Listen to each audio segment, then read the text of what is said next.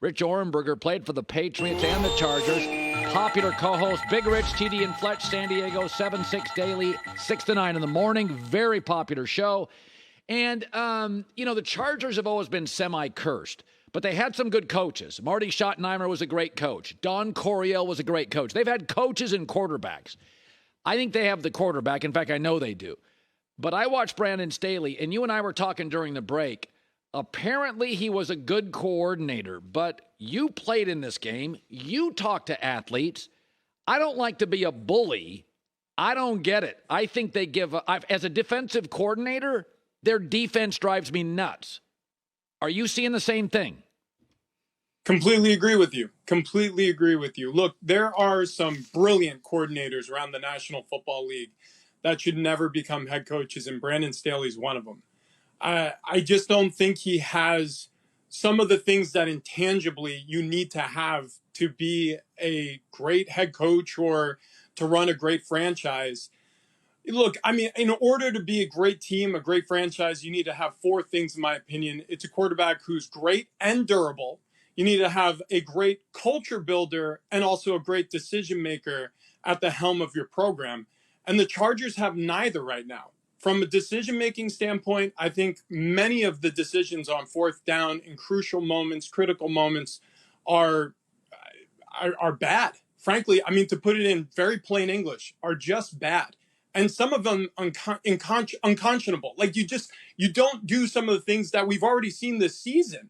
A game on the line in Minnesota, you could punt it away and trust your defense to put away Vikings teams that had a hard time scoring. And then obviously they gave the game away in the end, and Kirk Cousins throws the pick in the end zone. And we saw how that game, but they limped away with a win in Minnesota. That could have been a much easier win if you had a better decision maker. And then on top of it, from a culture standpoint, you need trust. Remember last year, Keenan Allen tweeted out, what are we doing? After one of these fourth down decisions. And, him and Keenan had to have a sit down, and Brandon Staley said that they were closer on the other side of the tweet. And of course, the receiver deleted it. But that's one of your veterans in the locker room who has the pulse on what's going on in the locker room and has strong opinions. I just don't think it's a fit. I just don't think it's a fit. So you know the Patriots as well. You were there for years. You were 6 years in the NFL. And during that time, it was sort of a do your job, head down, take less money, grind. But the world changes. I'm in TV and radio. We didn't have podcasting or streaming, right? Like the world changes. They are so tone deaf offensively, no more illustrated than Jacoby Myers, who had more catches, touchdowns, 4 years younger than Devontae Parker. They let him go, keep Parker. And now Jacoby, with a coach we don't like, and Jimmy Garoppolo's having a fine year, and he was the only receiver who could separate in the building. They just don't know skill people. They don't know what. Now, the rushing has gone downhill.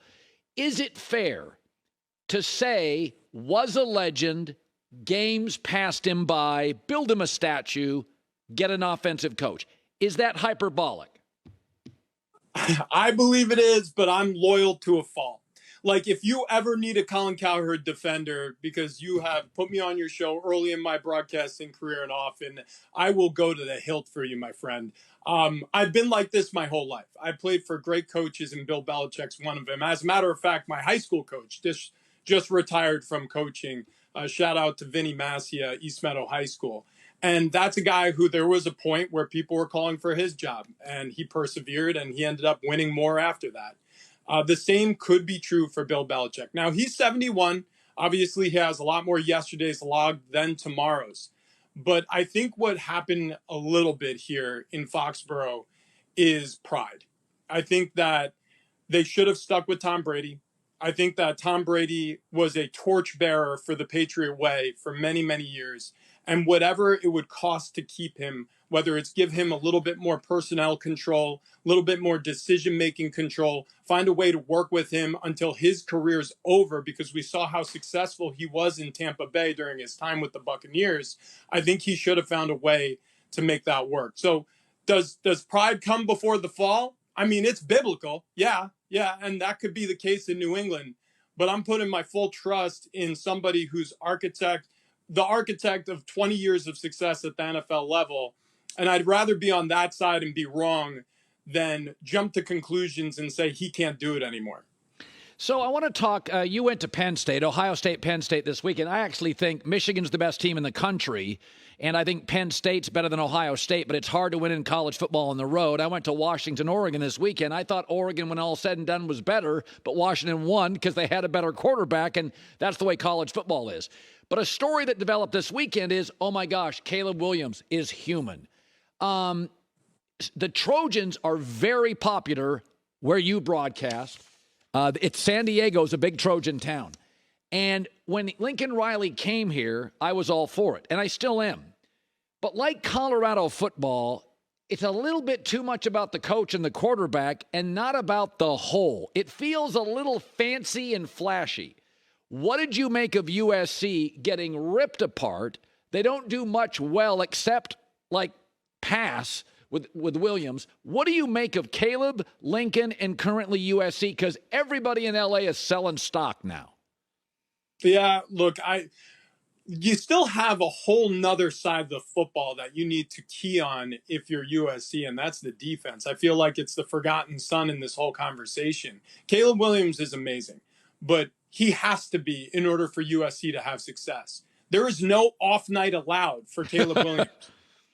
I mean, like, because guess what? Whoever's facing the USC Trojans scoring 40. And that's how it's going to look until they fix that side of the football. So, look, as great of a talent as Caleb Williams is, and he is, I agree with you. Part of the reason that makes Michigan such a outstanding football team is they're a very complete football team. They minimize mistakes offensively, strong running game, great defense. Actually, Penn State is built up very similar this year. I think that obviously talented down position to position, the Wolverines may have the edge in that debate, but I'll digress. And in terms of going on the road and beating the Buckeyes, like my undefeated Penn State team did, at least up until that point, did back in 2008. That was a beautiful win at the Horseshoe, and I'll never let them forget it. History can repeat itself. And it was in October. Oh, it was in October. But yeah, getting back to the USC Trojans, you have got to play defense to win a national championship in college football, and they play zero defense. Yeah, I want to circle back. One more question on the NFL. The Dolphins are on a historic pace. I've called them the speedboat of the NFL. Beautiful August, September, early October. In the Atlantic in January, useless. I don't see it. I love watching it. I just don't buy it in January, February with a quarterback from Hawaii. What do you make of what we're seeing? Because you got to go back to the 50s for numbers like this. No, has a team ever matched their environment better than the Dolphins? I mean, the Dolphins are wearing a silk shirt, unbuttoned 3 buttons down. They got the big chain, the big watch. They're stepping out of a fancy car. But, I mean, is that the guy you're bringing home to your family at Thanksgiving? The answer is absolutely not. It's not going to work all year. It'll work for the warm months. But I'm completely in agreement with you. And plus, the one thing we learned about the Dolphins in their game against the Patriots, AFC rival, in the game against the Bills, is they're front runners. This is a team built to play with a lead. When they're in close games where they're being challenged offensively, not like a shootout like they won in LA. I'm talking about a close game. An ugly win is what you're fighting for. They're going to struggle. And guess what? As the season ticks on, as it gets colder in those October, late October, November months, as you start to smell the Thanksgiving turkey and you're starting to unpack the Christmas presents, right? All of those times, as those are when those front runner teams really run out of some gas and those high powered offenses come down to earth a little bit. And then on top of it, going back to what I said originally about how you make a great franchise.